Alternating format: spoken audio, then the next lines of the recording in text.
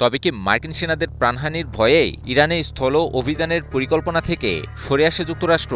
ইরানে স্থল অভিযানে নামলে বহু সেনাই নিহত হতো বলে চাঞ্চল্যকর মন্তব্য করলেন মার্কিন প্রেসিডেন্ট ডোনাল্ড ট্রাম্পের একজন উপদেষ্টা। তবে কি ইরানের সকল প্রচেষ্টা ব্যর্থ হওয়াতেই চুক্তি করতে বাধ্য হয়েছে যুক্তরাষ্ট্র?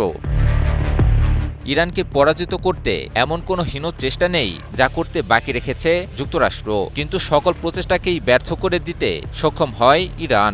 সর্বশেষ প্রচেষ্টা হিসেবে ইরানে স্থল অভিযানের পরিকল্পনা করেছিল মার্কিন যুক্তরাষ্ট্র, কিন্তু কোনো এক অজানা কারণে তা থেকে ফিরে আসে সাম্রাজ্যবাদী দেশটি।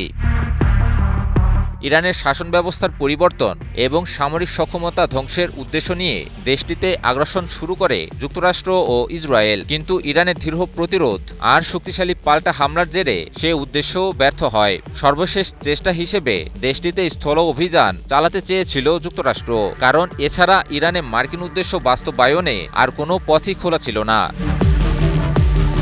এবার ইরানে মার্কিন স্থল অভিযানের বিষয়ে চাঞ্চল্যকর মন্তব্য করেছেন মার্কিন প্রেসিডেন্ট ডোনাল্ড ট্রাম্পের প্রযুক্তি বিষয়ক উপদেষ্টা ডেভিড শ্যাক্স। মার্কিন গণমাধ্যমে দেওয়া এক সাক্ষাৎকারে শ্যাক্স দাবি করেছেন, ইরানে স্থল অভিযানের সিদ্ধান্ত হতো একটি আত্মঘাতী সিদ্ধান্ত। ইরানে মার্কিন স্থল অভিযান বাস্তবসম্মত হতো না বলে মন্তব্য করেছেন ট্রাম্পের এই উপদেষ্টা। তার মতে, ইরানের বিশাল ভৌগোলিক আয়তনের কারণে এমন অভিযানে প্রায় 10 লাখ সেনার প্রয়োজন হতে পারে, কিন্তু একটা অঞ্চলে এত পরিমাণ সেনা উপস্থিতি কোনোভাবেই সম্ভব নয় বলে মন্তব্য করেন তিনি। একই সাথে ব্যাপক প্রাণহানির আশঙ্কা ছিল বলেও জানান তিনি।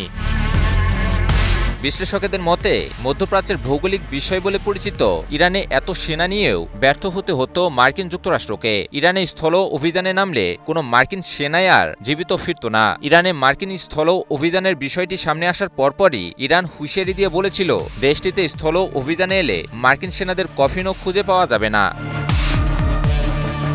ইরানের হুঁশিয়ারিকে গুরুত্ব সহকারে নিয়েছিল যুক্তরাষ্ট্র, কারণ ইরান যা যা বলেছে তার পুরোটাই করেও দেখিয়েছে। তাই এই ঝুঁকি নেওয়ার সাহস করেনি যুক্তরাষ্ট্র।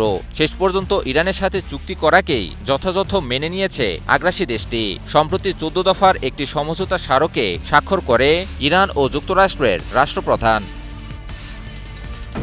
আমাদের উঠে দাঁড়াতে হবে, স্পিড সকল অন্যায়ের বিরুদ্ধে রুখে দাঁড়ানোর এনার্জি পার্টনার। ট্রাম্পের উপদেষ্টা ডেভিড শ্যাক্স ইরানের সঙ্গে যুক্তরাষ্ট্রের সমঝোতা স্মারক চুক্তিটিকে অসাধারণ সাফল্য বলে উল্লেখ করেছেন। তিনি বলেছেন, সামরিক সংঘাত বাড়ানোর পরিবর্তে কূটনীতি বেশি কার্যকর পথ হতে পারে, তাই চুক্তিটিকে সফল হওয়ার সুযোগ দেওয়া উচিত বলে তিনি মতামত দেন।